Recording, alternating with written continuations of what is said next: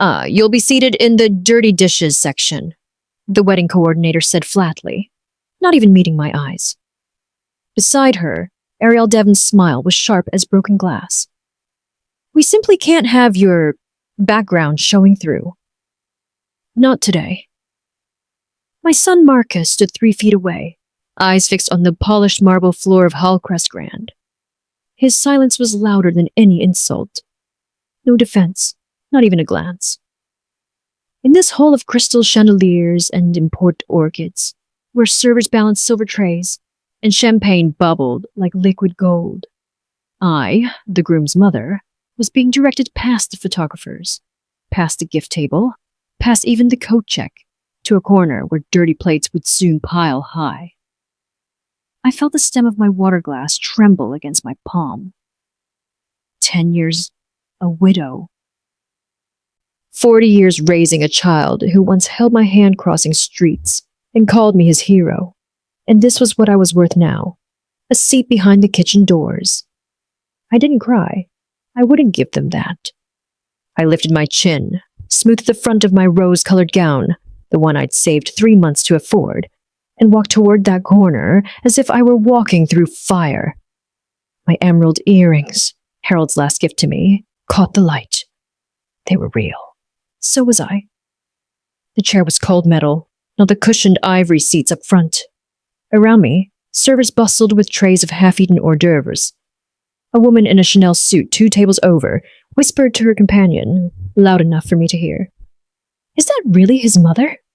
I heard she worked at a public school. Can you imagine?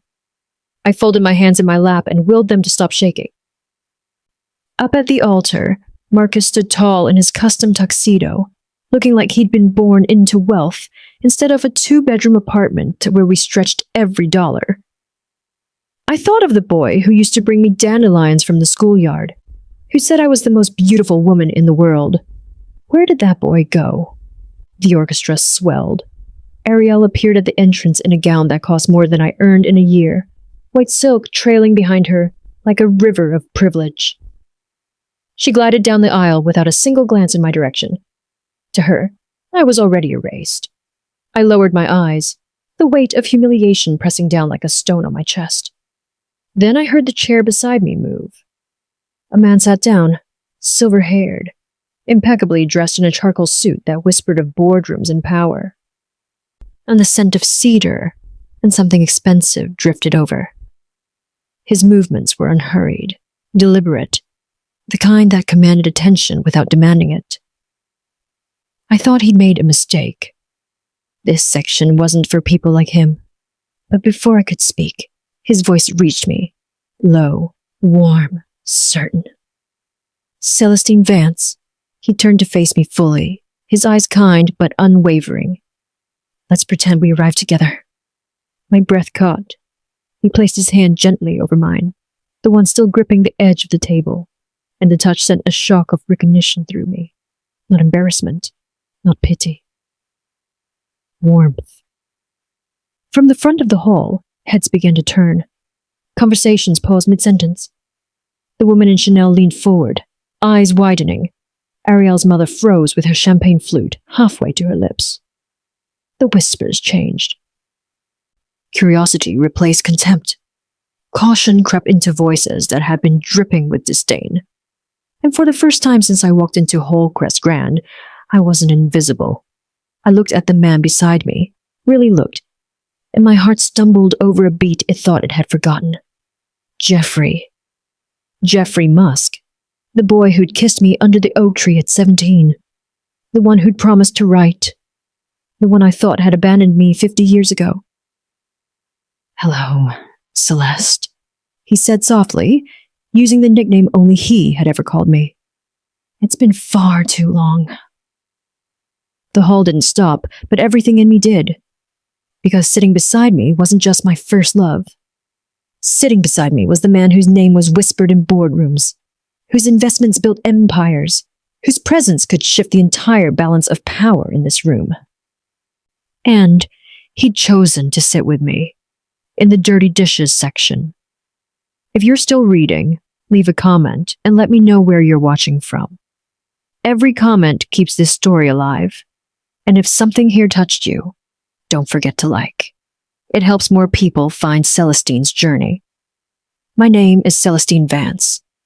I'm 68 years old, widowed for a decade. I taught literature at Riverside High for 37 years, a public school where books were always in short supply, but hope never was. I'm not wealthy. I get by on my pension and the modest house Harold and I bought when Marcus was still in diapers. After Harold died of heart failure, I thought I'd made peace with loneliness. I learned to cook for one. I learned to sleep through the silence. But today, at my son's wedding, I learned something new. Real loneliness isn't being alone. It's being surrounded by people who look through you like you're already a ghost. The ceremony was at Hallcrest Grand, the sprawling venue owned by the Devon family, Ariel's family, the people who made it clear from day one that I wasn't good enough for their world. Everything about today felt excessive to the point of cruelty. Tables draped in imported linen, champagne flowing like water, guest and designer labels that cost more than my monthly bills. And me, in my rose-colored gown from a department store sale rack, feeling like a smudge on their perfect picture. When the coordinator directed me to row 14, behind the service area, behind the photographers, behind everyone, I almost laughed. Almost. Up front, Ariel's mother, Patricia Devon, held court among the society women, draped in pearls that probably had names. They stared at me and whispered, their voices carrying just enough. That's the groom's mother. I heard she taught at a public school. Poor thing. I heard she had to work summers at the library just to get by. The pity in their voices was worse than the contempt. I sat on that cold metal chair, spine straight, hands folded in my lap like I was still teaching classroom etiquette. I wouldn't let them see me break. At the altar, Marcus looked polished, perfect, unrecognizable. Tailored suit, confident smile, the posture of someone who'd forgotten what it meant to count pennies. I remembered the little boy who used to climb into my lap with scraped knees, who said I could fix anything. Where did that little boy go? The music swelled. Ariel appeared at the entrance, her gown a cascade of silk and crystals that needed two people to carry. She floated down the aisle like royalty, her eyes never once finding mine. I was already erased from her story. I was about to look away, to disappear into myself the way I'd learned to do, when the chair beside me moved. The man who sat down didn't belong in this forgotten corner. Silver hair catching the light, a suit that spoke of power and old money, the kind of presence that made rooms go quiet. I thought he'd made a mistake. Then he spoke. Celestine Vance? His voice was gentle but certain, like he'd been searching for me. Let's pretend we arrived together. I froze. He reached over and placed his hand on mine, the one clenched so tight my knuckles had gone white. And something in that touch unlocked a part of me I thought had died with Harold. It wasn't pity. It wasn't charity. It was recognition. From the front rows, heads turned. The whispers shifted, from mockery to confusion, to something that looked almost like fear. Patricia Devon's champagne glass stopped halfway to her mouth. Ariel's head snapped around, her perfect composure cracking just slightly. And I understood. Whoever this man was, his presence changed everything. I turned to look at him fully, and the world tilted. Jeffrey, the boy who'd held my hand at 17 and promised we'd run away together. The one whose letters stopped coming. The one I'd spent 50 years trying to forget.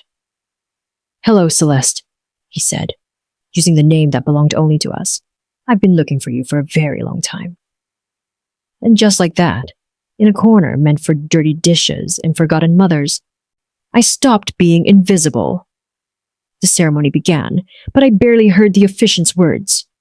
Behind me, a server dropped a tray of champagne flutes. The crash echoed through the hall like an accusation.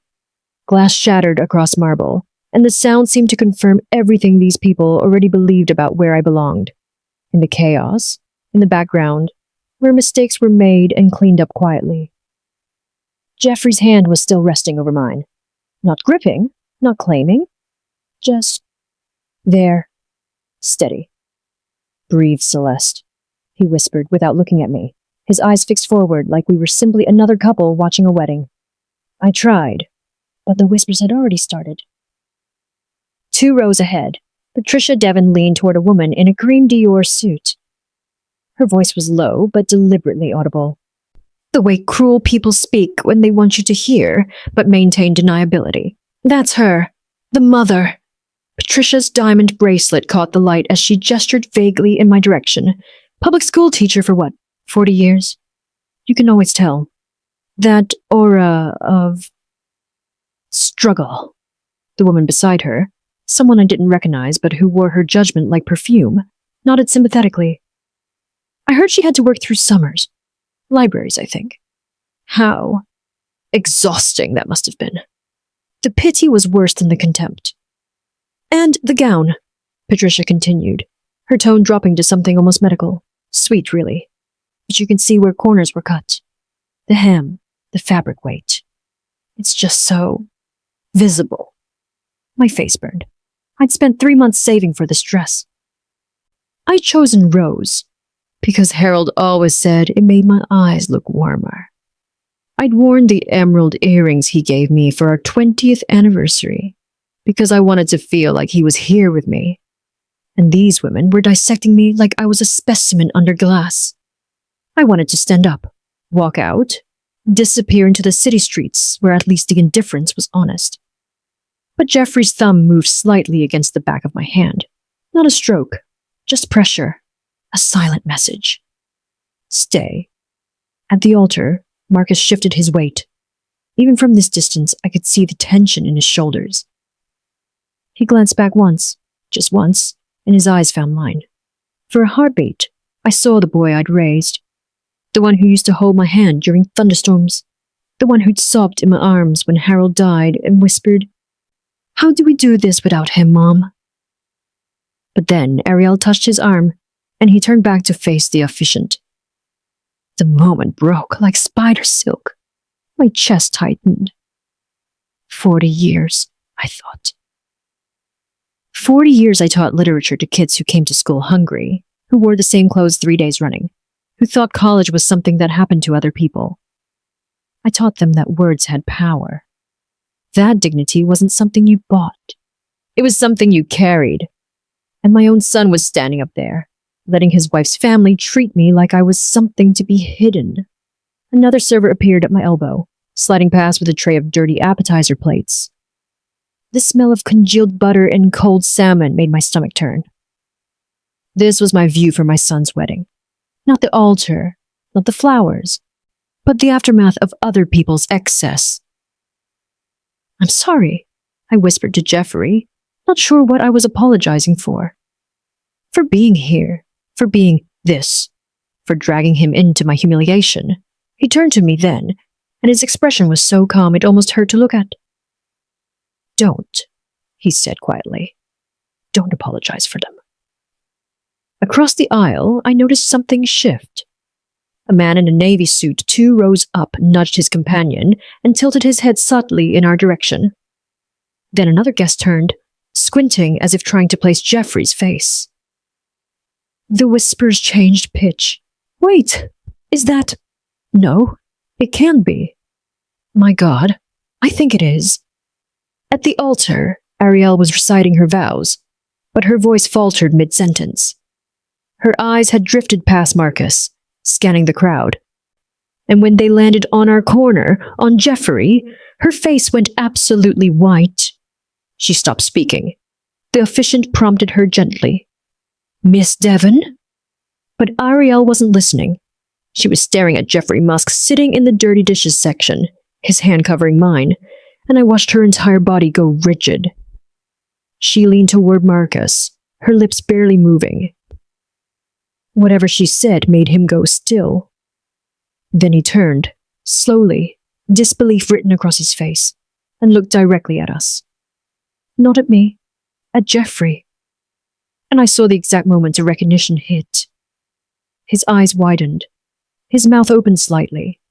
The color drained from his face like someone had pulled a plug. Patricia Devon rose half out of her seat, craning her neck to see what had disrupted the ceremony. When her gaze landed on Jeffrey, she froze. Her champagne glass slipped from her fingers and shattered against the floor. No one moved to clean it up. The entire hall seemed to inhale and hold its breath. Celeste, Jeffrey said softly, still looking straight ahead. I think they finally see you. And God help me. I almost smiled.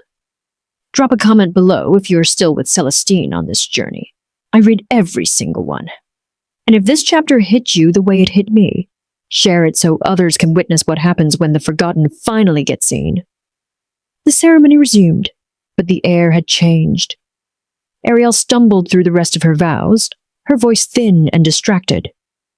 Marcus kept glancing over his shoulder, his jaw tight with something that looked like panic. Jeffrey waited until the officiant pronounced them married, until the applause rippled through the hall like obligatory thunder, before he leaned closer to me. Do you remember the oak tree behind Lincoln High? He asked quietly. My breath caught. Jeffrey, that was 50 years ago. June 14th, 1975, he said, and the specificity of it made my chest ache. You were wearing a yellow sundress with tiny white flowers. You'd just gotten your acceptance letter to Northwestern. I stared at him, the noise of the reception fading into static. How do you... Because it was the day I was supposed to tell you I got into Stanford. His voice was soft, almost regretful. We were going to figure it out together. Make it work across the distance. We had all these plans. My throat tightened. I'd buried those memories so deep I'd convinced myself they were dreams. You never came. I waited for 3 hours under that tree. I was in a hospital in Milwaukee, he said. Emergency appendectomy. My father wouldn't let me call, said it would make me look weak to need a girl during a medical crisis. By the time I recovered and got back to Chicago, you were gone. I left for school early, I whispered. I thought you changed your mind about us. I wrote you 17 letters that summer, Jeffrey said, and the pain in his voice was fresh, like it had just happened yesterday. Sent them to your aunt's address, the only one I had. None of them came back, but none of them were answered either. I closed my eyes. Aunt Miriam. She'd always said Jeffrey was too ambitious, too slick, for a girl like me. I'd assumed she was being protective. Now I understood she'd been interceptive. I didn't know, I said, the words barely audible. I never got them. I figured that out about 20 years too late. He smiled, but it didn't reach his eyes. Tracked down your aunt in the early 90s. She told me you were happily married with a child. Said I should leave well enough alone. Happily married. I had been. Harold had been everything Jeffrey wasn't. Steady, present, uncomplicated. But there'd always been a small locked room in my heart that belonged to the boy under the oak tree. You could have found me, I said, though I wasn't sure if it was an accusation or a question. I tried. Jeffrey's gaze held mine. But you changed your name when you married, moved to the south side. And by the time I had the resources to look harder, I thought, maybe she's happy. Maybe I'd only be disrupting something good. Around us, guests were rising from their seats, moving towards the cocktail area. But our little corner behind the service station had become an island, isolated and forgotten. Except now, people were noticing we weren't forgotten. A woman in emerald silk whispered to her companion, loud enough for me to catch. That's Jeffrey Musk. What on earth is he doing back there with her? Another man, older, leaned toward his wife. Maybe she's someone important we don't know about. The gossip spread like ripples in water, each whisper pulling more eyes toward us. At the head table, Marcus sat rigid beside Ariel. She was speaking rapidly into his ear, her face flushed, her perfectly manicured hand gripping his forearm. I could see the conflict playing across my son's face.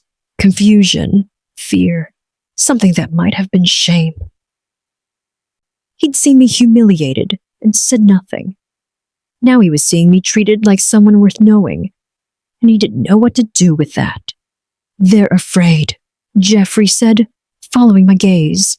"They're realizing they've made a mistake. Or they're just confused about why someone like you would sit with someone like me." "Celeste." He said my name the way he used to, soft and certain, like it was something precious. "Do you know what I've spent the last 30 years doing?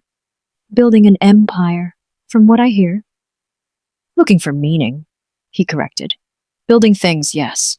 Making money, yes. But always feeling like I was running towards something I'd lost and could never name." He paused, his eyes searching mine. "And then, 6 months ago, I was reading about educational initiatives in Chicago. And I saw your name in an article about retired teachers making a difference. Celestine Vance, literature teacher, Riverside High. Your aunt told me you wanted nothing to do with me." Jeffrey said, his voice low enough that only I could hear over the string quartet playing at the reception.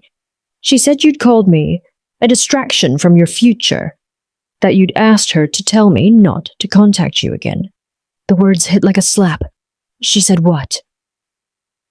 Almost verbatim. August of 1975. His jaw tightened. I was standing on her porch in the rain, holding a box of your favorite books. The Bronte sisters, remember? And she wouldn't even let me inside. Said you'd moved on. That I should too. My hands were shaking. I waited for you. Every day that summer, I checked the mail. I thought... My voice cracked. "I thought you'd realized I wasn't enough. That Stanford had bigger, better things waiting for you than some scholarship girl from the South Side." "Celeste." He turned to face me fully, his eyes fierce. "You were never not enough. You were everything." Before I could respond, I heard heels clicking rapidly across marble. "Excuse me." Ariel's voice was sugar over steel. "Mr. Musk, might we have a word?" Jeffrey didn't stand. He didn't even look up. "I'm having a conversation." "Yes, well." Ariel's smile was brittle. Marcus appeared at her shoulder, his face ashen. "You're a guest at our wedding. Not family." Jeffrey's tone was pleasant, almost amused. "Is that what you were going to say?" Ariel's composure slipped for just a second. "I simply meant that we'd love to introduce you to some of our other guests. People more aligned with your interests." "My interests," Jeffrey said slowly, "are currently focused on reconnecting with an old friend." He gestured to me. "Celestine and I have decades to catch up on." Marcus finally spoke, his voice strained. "Mom, maybe you should..." "Should what?" I heard myself say, surprising even myself with the edge in my voice. "Go back to being invisible. Sit quietly while your wife decides who's worth your time." Marcus flinched. "Mr. Musk," Ariel tried again, her voice tighter now. "My father would very much like to speak with you. About the Devon Industries expansion, actually. He mentioned you'd expressed interest in..." "In being the primary investor?" Jeffrey finished calmly. "Yes. Your father and I have been in discussions for about 6 months now." The air seemed to leave Ariel's lungs. "Primary," Marcus repeated, the word barely audible. "The expansion your family is planning, the one that's supposed to triple your market presence in the Midwest, requires substantial capital." Jeffrey's tone remained conversational, almost casual. "Devon Industries is leveraged rather heavily at the moment. The banks aren't willing to extend additional credit without a private investor willing to guarantee the loans." Ariel's face had gone from flushed to ghostly pale. You're the guarantor?" "I am." Jeffrey smiled, but it didn't reach his eyes. "Which means every contract, every expansion plan, every new facility your family wants to build, it all flows through my approval. I watch my son's world realign in real time." His eyes widened. His mouth opened, then closed. He looked at me, then at Jeffrey, then at Ariel, who had gone completely rigid. "So when you say I'm just a guest," Jeffrey continued pleasantly, "what you mean is that I'm the person whose signature determines whether your family's business thrives or collapses. Is that correct?" Ariel's jaw worked, but no sound came out. Behind her, Patricia Devon had appeared, her face a mask of forced civility. Mr. Musk, we had no idea you and Marcus's mother were acquainted. We're old friends, Jeffrey said. Very old, very dear friends. The weight he put on those last two words made something shift in Patricia's expression, calculation replacing contempt. Of course, Patricia said quickly. We should have seated you both at the family table. What a terrible oversight. It wasn't an oversight, I said quietly. All eyes turned to me. It was a choice. You put me in the dirty dishes section because you wanted me to know my place. The silence that followed was deafening. Patricia's mouth opened, closed. Her diamond necklace caught the light as she swallowed. Marcus looked like he might be sick. And Ariel, beautiful, composed Ariel, looked like her entire world was crumbling beneath her Louboutin heels. I think, Jeffrey said, rising smoothly and offering me his arm. We should join the reception. I'd like to meet some of these aligned guests you mentioned. Celeste? I stood, my legs steadier than they'd been in hours. As we walked past Marcus and Ariel, past Patricia and her circle of society vultures, past the rows of people who'd whispered about my public school aura, I felt something I hadn't felt in years. Power. Not because of Jeffrey's money. Not because of his influence. But because I'd finally stopped apologizing for taking up space. Drop a comment if you're feeling what I'm feeling right now. And if you want to see Celestine walk into that reception like she owns it, hit share. This story is just getting started. My heart stuttered. You knew I'd be here. I knew your son was marrying into the Devon family. I knew Devon Industries was seeking investors for their expansion. His smile was slight, almost apologetic. I may have made certain I'd receive an invitation. You came here for me? The words felt impossible in my mouth. I came here, he said quietly, because I've never stopped searching for you. The world tilted. 50 years. 17 letters. A lifetime of what-ifs compressed into this single moment in a corner meant for dirty dishes and forgotten mothers. And suddenly, I wasn't forgotten anymore. Patricia Devon was standing now, her face pale, whispering urgently to Ariel's father. Marcus had risen from his seat, his eyes locked on us across the crowded hall. But none of that mattered. Because Jeffrey Musk, the boy who'd kissed me under an oak tree, the man who'd built an empire, had spent 3 decades looking for me, and he'd finally found me in the last place anyone thought to look. If Celestine's story is pulling at something in you, leave a comment. It means everything. And if you want to see what happens when a love that waited 50 years finally gets its moment, share this chapter. The best part is just beginning. The reception hall opened before us like a stage I'd been kept from performing on. Crystal chandeliers cast fractured light across marble floors. Waiters in crisp white shirts moved between clusters of guests who turned one by one as Jeffrey and I entered. I felt their stares like physical weight. Breathe, Jeffrey murmured. Shoulders back. You've walked into harder rooms than this. He was right. I'd walked into classrooms full of hostile teenagers who thought English literature was a waste of time. I'd walked into parent-teacher conferences where mothers twice my age told me I was too young to understand their children. I'd walked into Harold's hospital room the day the doctors said there was nothing more they could do. I'd survived all of that with my spine straight and my dignity intact. A room full of people in expensive clothes didn't frighten me. Not anymore. Mrs. Vance. A woman in champagne silk appeared at my elbow, someone I vaguely recognized from the ceremony. Her smile was cautious, assessing. I don't believe we've been properly introduced. I'm Catherine Whitmore. I sit on the board of the Chicago Arts Foundation with Jeffrey. I took her offered hand. Celestine, it's nice to meet you. Jeffrey's told us so much about you over the years, she said smoothly. The lie was obvious but diplomatic. Behind her, I caught Ariel watching from the head table, her jaw tight. Let her watch, I thought. Jeffrey guided me toward the bar, His hand light at the small of my back. When did you retire from teaching? He asked, loud enough for nearby guests to hear. 3 years ago. 37 years at Riverside High. Impressive. An older man in a navy suit had joined our orbit. Public education is the backbone of this city. What did you teach? Literature, I said, meeting his eyes. Mostly American and British classics.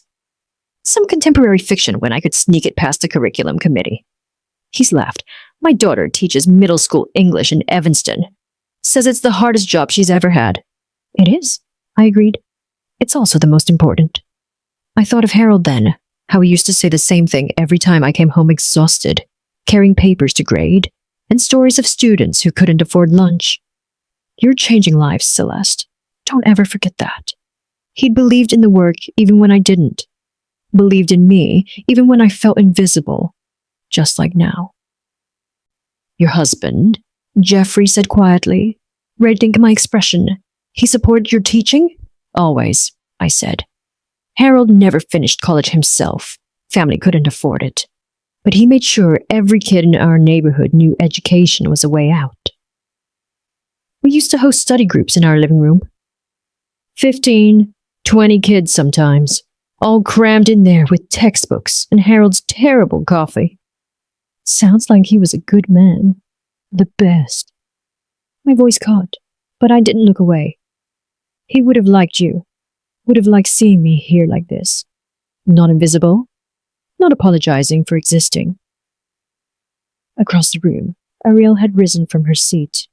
She was moving toward us, her smile fixed and dangerous. Celestine, she said, her voice carrying that particular tone wealthy people use when they're being polite, but mean the opposite. You look so comfortable now. I'm so glad you found your people. The insult was barely veiled, implying I belonged somewhere other than here. But the guests around us had gone quiet, watching, and I saw something in their faces I hadn't seen before.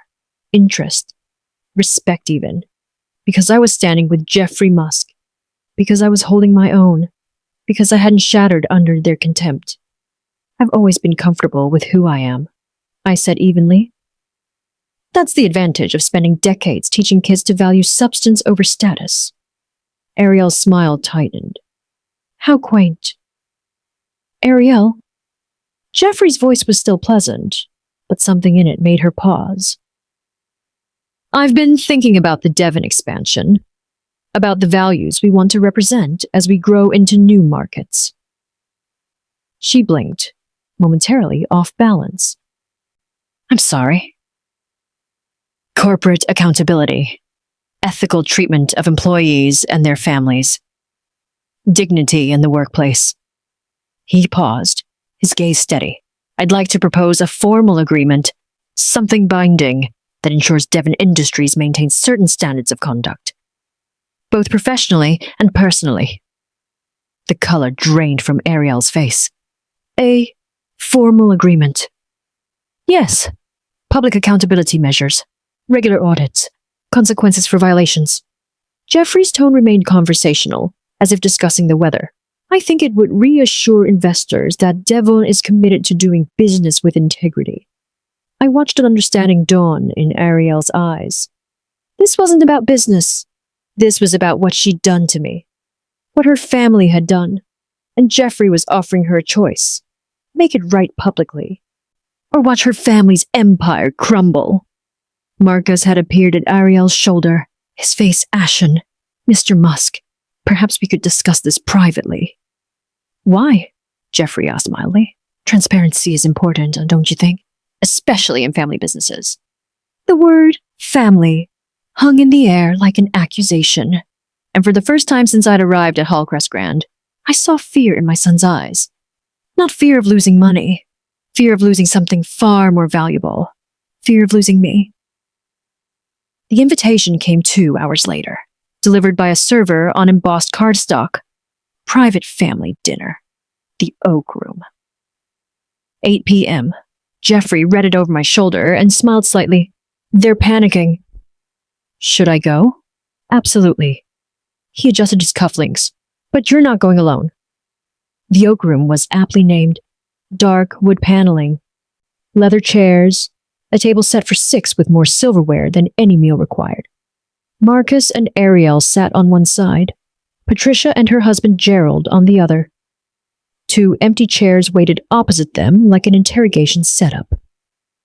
We didn't sit. "Thank you for joining us," Patricia began, her voice carefully modulated. "We thought it best to clear the air in a more intimate setting." "How thoughtful," Jeffrey said mildly. Gerald cleared his throat. "Mr. Musk, we valued your interest in Devon Industries. Your vision aligns beautifully with ours." "Does it?" Jeffrey's tone remained pleasant. "I wasn't aware your vision included humiliating elderly family members at public events." The temperature in the room dropped 10 degrees. "That's..." Ariel started. "Let me finish," Jeffrey said quietly, and something in his voice made her mouth snap shut. "I've built my investment portfolio on companies that demonstrate ethical leadership, dignity, respect. The way an organization treats its most vulnerable members tells me everything I need to know about its character." Marcus was staring at his plate like it might offer escape. "Mrs. Vance," Patricia said, turning to me with a smile that didn't touch her eyes, "I believe there's been a terrible misunderstanding. The seating was simply an oversight." "An oversight," I repeated flatly. "You personally told the coordinator to put me in the dirty dishes section because you couldn't have my background showing." "I never." "You did." My voice was steady. Decades of classroom management had taught me how to project authority without raising my volume. "I heard you." "And I heard every word you said during the ceremony about my dress, my career, my aura of struggle." Patricia's composure cracked slightly. She glanced at her husband, then back at me. "You must understand, this wedding cost—" "I don't care what it cost." The words came out harder than I intended. My son's wedding should have been a place where I was welcomed, honored. Instead, I was treated like something shameful you needed to hide. "Mom," Marcus said quietly. It was the first time he'd spoken indirectly to me all day. I looked at him, really looked, and saw the boy I'd raised warring with the man he'd become. The man who'd stood silent while his wife's family humiliated me. Before I could respond, Patricia reached into her handbag and withdrew a checkbook. She wrote quickly, tore out the check, and slid it across the table toward me. I glanced down. $75,000. Pay to the order of Celestine Vance. A gesture of goodwill, Patricia said smoothly, to apologize for any discomfort. "We hope you'll accept this and allow us all to move forward." The room went silent. I picked up the check, stared at the number. $75,000 would cover 3 years of property taxes. New windows for the house. That leak in the basement Harold never got around to fixing. Jeffrey didn't move, didn't speak, just watched me with absolute trust. I thought of Harold, who'd worked 2 jobs so I could finish my master's degree, who'd never once suggested I give up teaching even when money was tight, who'd taught me that dignity wasn't for sale. I tore the check in half, then I tore it again, and again. The pieces fluttered onto the table like snow. "My silence," I said quietly, "isn't something you can purchase. My dignity isn't negotiable, and I won't pretend this didn't happen just because it's inconvenient for you." Patricia's face went white. Gerald's jaw clenched. Ariel looked at Jeffrey, her voice tight with barely controlled panic. "Mr. Musk, surely you can see this is—" "What I see," Jeffrey interrupted gently, "is a family that's more concerned with appearances than accountability, which makes me wonder about other aspects of Devon Industries operations." He paused, letting that sink in. "I've been reviewing your supply chain contracts. Some interesting discrepancies in labor practices at your manufacturing facilities overseas." Gerald's face went from red to ashen. "We've been addressing those, have you?" Jeffrey's tone was almost sympathetic. Because my legal team found some concerning patterns. OSHA violations, wage theft allegations, the kind of things that tend to emerge when leadership doesn't value basic human dignity. The silence that followed was suffocating. Of course, Jeffrey continued. I'm willing to believe these are isolated incidents.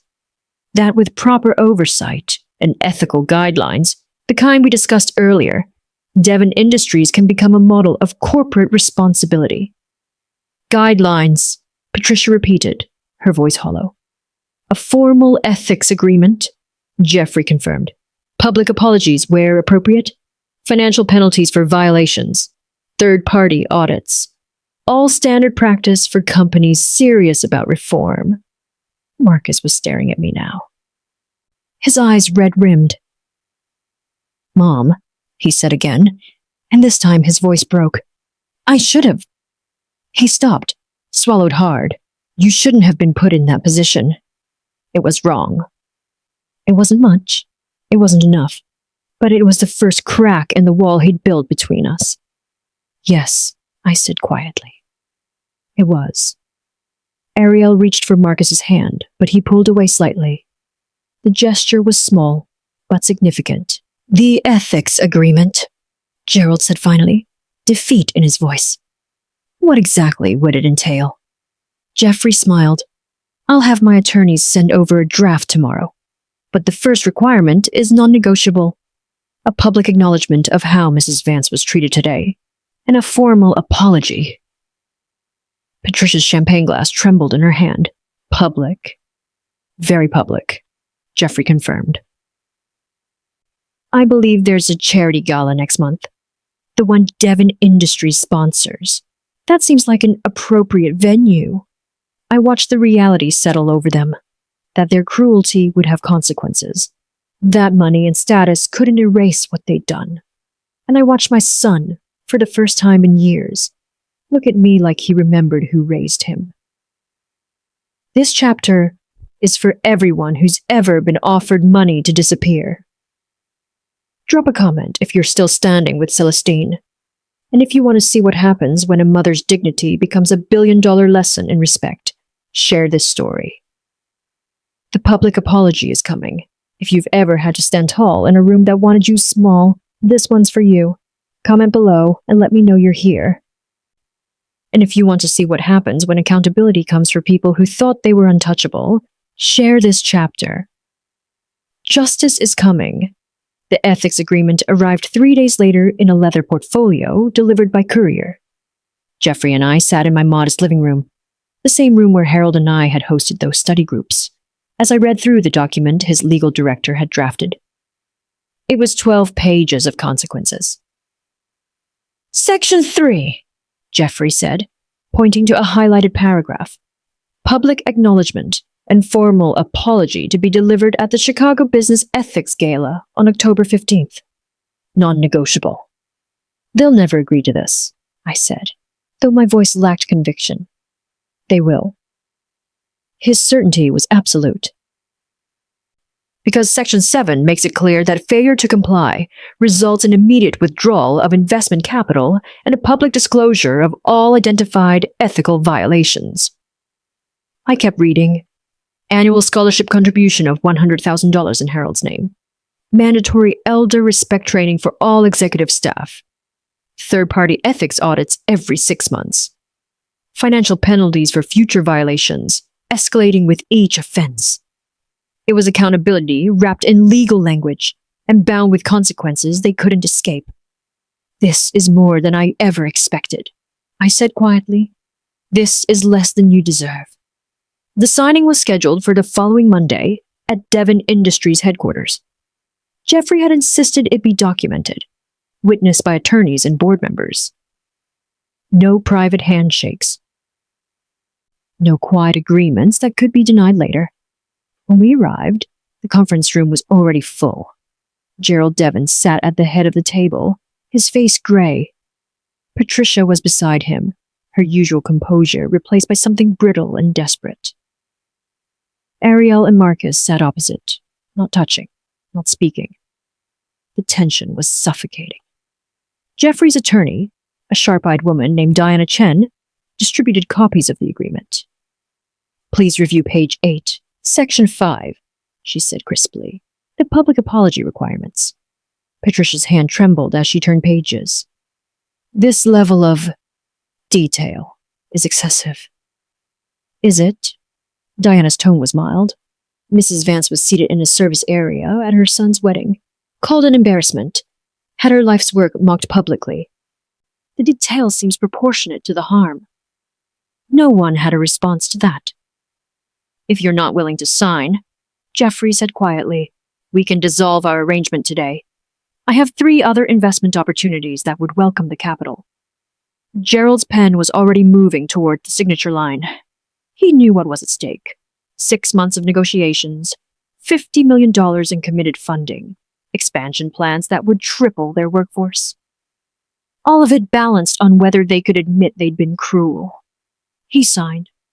Patricia stared at her husband, then at the document, then at me. For a moment, I thought she might refuse. But then she picked up the pen, her jaw tight, and added her signature below his. Ariel was last. Her hand hovered over the page for what felt like an eternity. "Ariel," Marcus said softly. It was the first time he'd spoken during the entire meeting. She looked at him, something desperate in her eyes, and I saw her realize. He wasn't on her side anymore. Maybe he'd never truly been, but he'd been willing to stay silent. That silence was over. She signed. Diana collected the documents with practiced efficiency. "Copies will be filed with the Cook County Clerk's office within 48 hours. Public record." Patricia's face went white. "Public transparency was one of your stated values," Diana said pleasantly. "We're simply ensuring accountability." The meeting ended in strained silence. As we stood to leave, Marcus approached me in the hallway. "Mom." His voice was hoarse. "Can we talk? Not here. Somewhere private." I studied his face, the guilt, the shame, the desperate hope that maybe, somehow, he could undo what he'd allowed to happen. "Not yet," I said gently. "First, there's something I need you to see." His confusion was visible. "What?" "The apology at the gala." I met his eyes. "I need you to understand what accountability looks like, what it costs, and what it means to stand up for someone when it's difficult." He nodded slowly, understanding settling over him like a weight.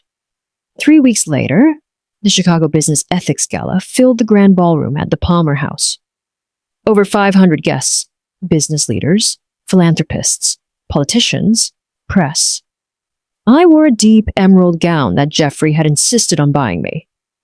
"Not charity," he'd said when I protested. "Justice.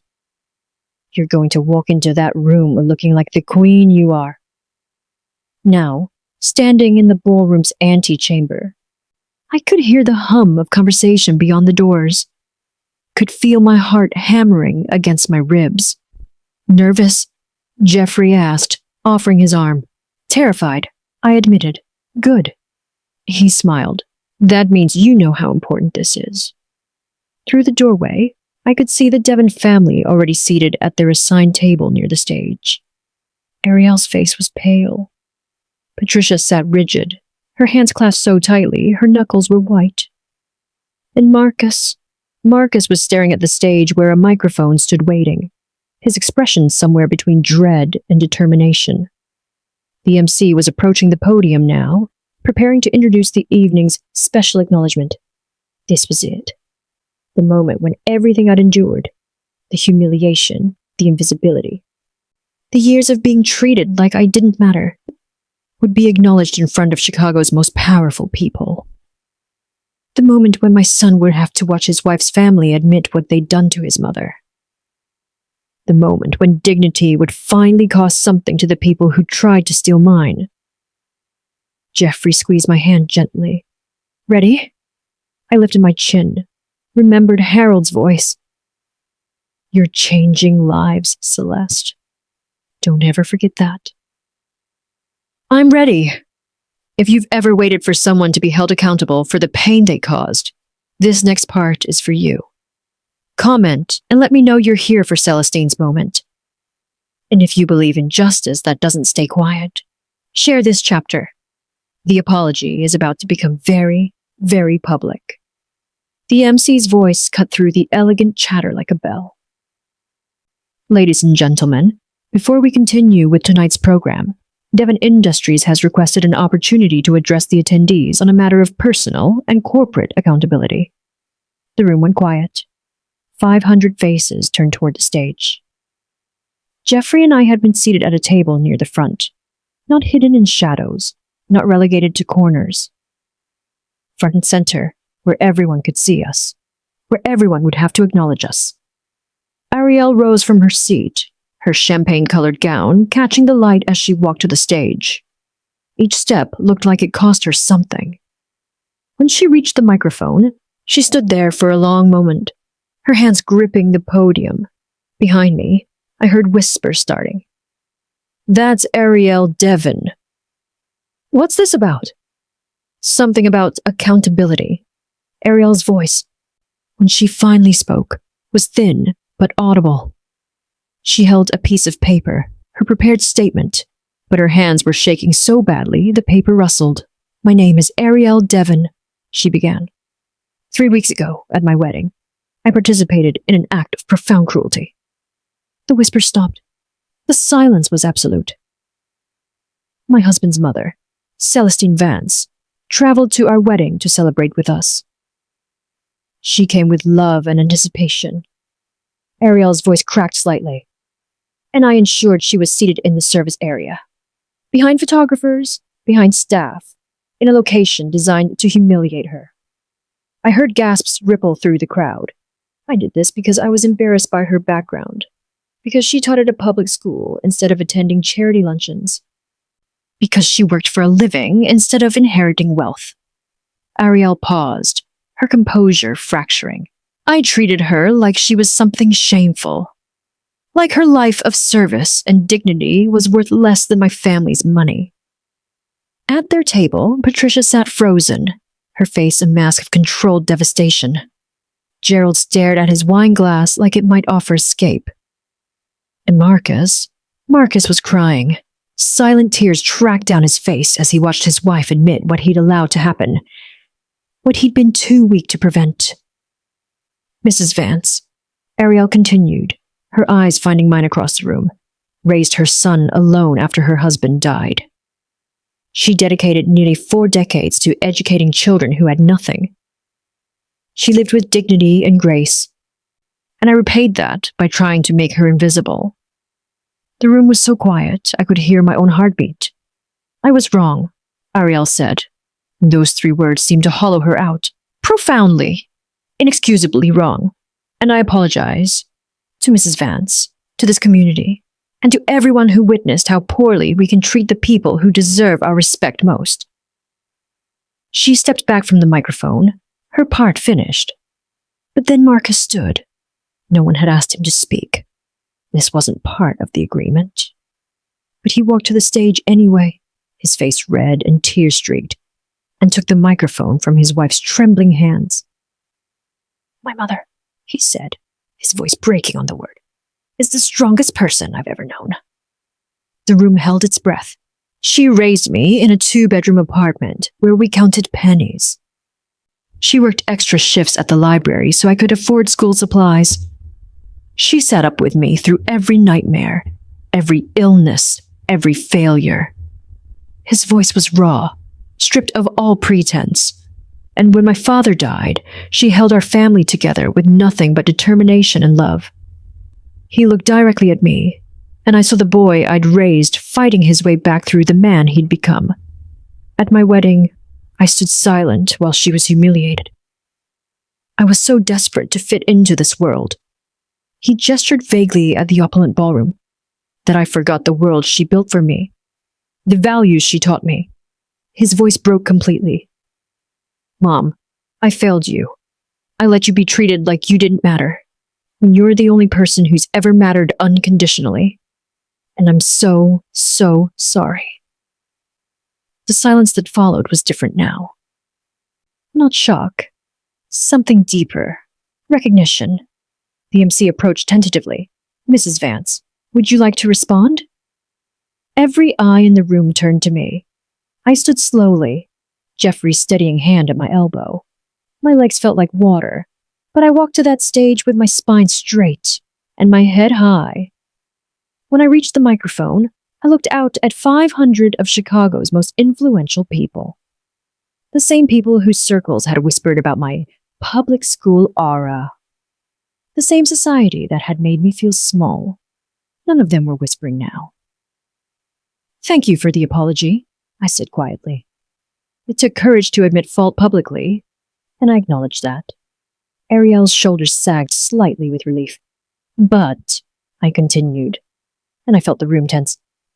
Apologies are only the beginning. Accountability means changed behavior. It means ensuring no other mother, no other person who has lived a life of service, is ever made to feel invisible because they don't fit someone's narrow definition of acceptable. I turned to look at Marcus directly. You hurt me, I said, my voice steady despite the tears threatening to fall. You let them hurt me, and that's going to take time to heal. He nodded, accepting the weight of it.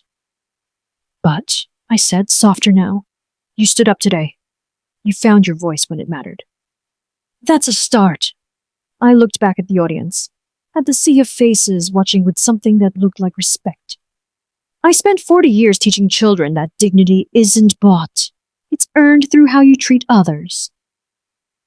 Through standing up for what's right, even when it's difficult. I paused. Today, I hope we've all learned that lesson. The applause started slowly, one person, then another, then a wave that filled the entire ballroom.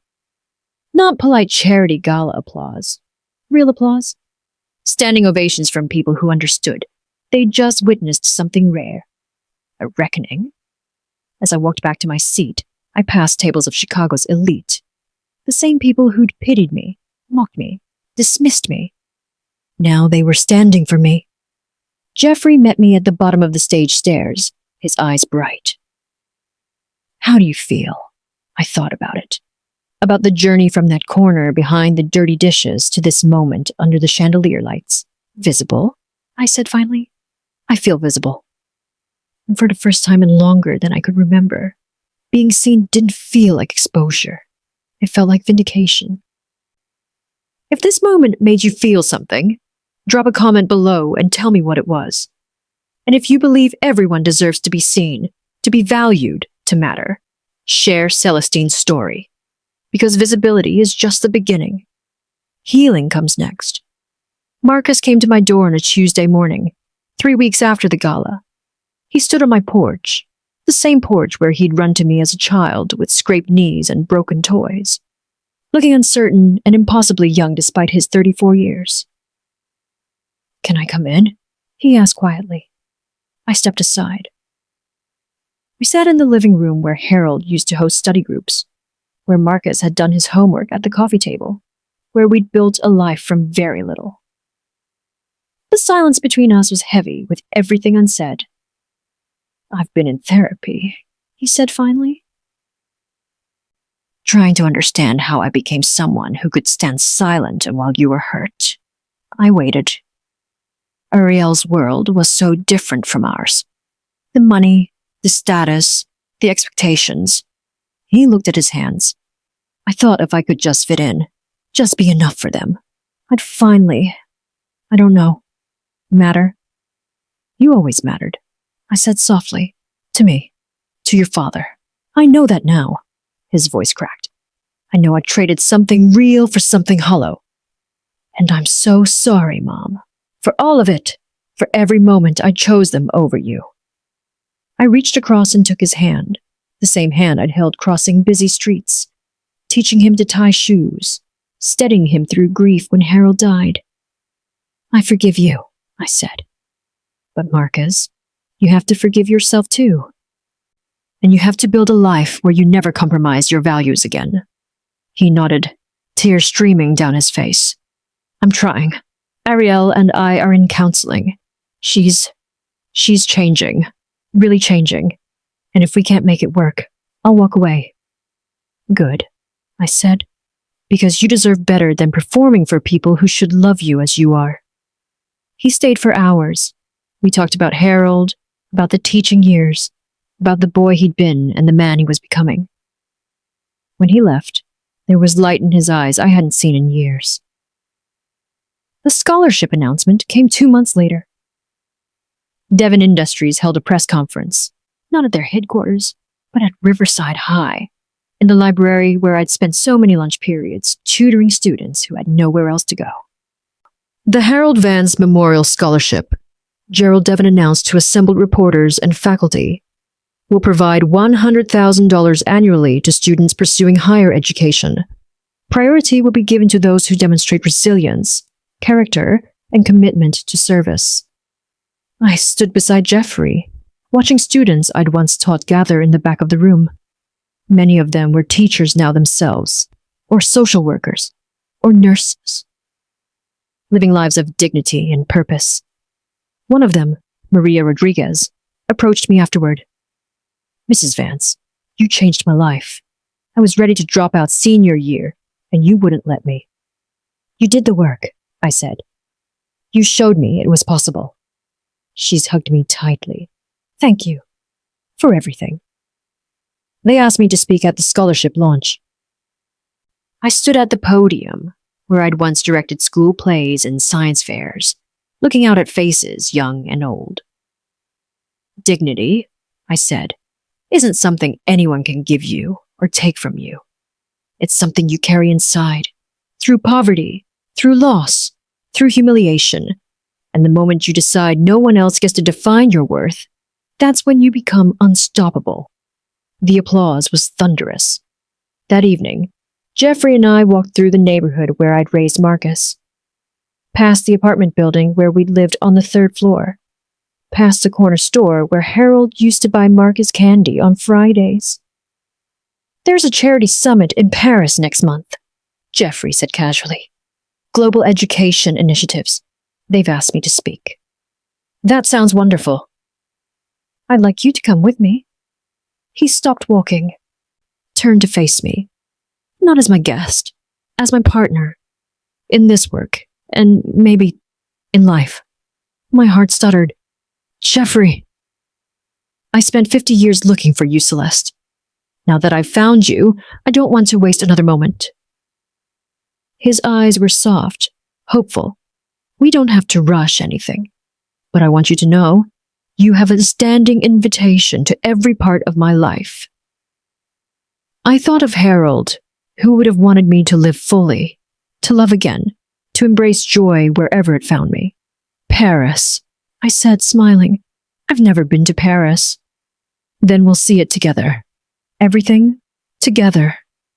6 months ago, I was invisible, seated behind dirty dishes at my own son's wedding, treated like something shameful that needed hiding. Today, I'm standing in front of students whose lives I've touched, beside a man who sees all of me and loves what he sees, in a world that finally recognizes what I've always known. Dignity isn't bought, service isn't lesser, and a life lived with integrity is worth more than all the champagne and crystal in the world. My name is Celestine Vance. I'm 68 years old. I taught literature for 37 years, raised a son who lost his way but found it again, and survived being made invisible by people who confused wealth with worth. And I'm just getting started. Because visibility isn't the end of the story. It's the beginning of everything else. Thank you for walking this journey with Celestine. If her story touched you, if it reminded you of your own dignity, your own worth, your own power, please share it. Comment below and tell me what this story meant to you. And remember, you are never invisible. You have always mattered. You always will.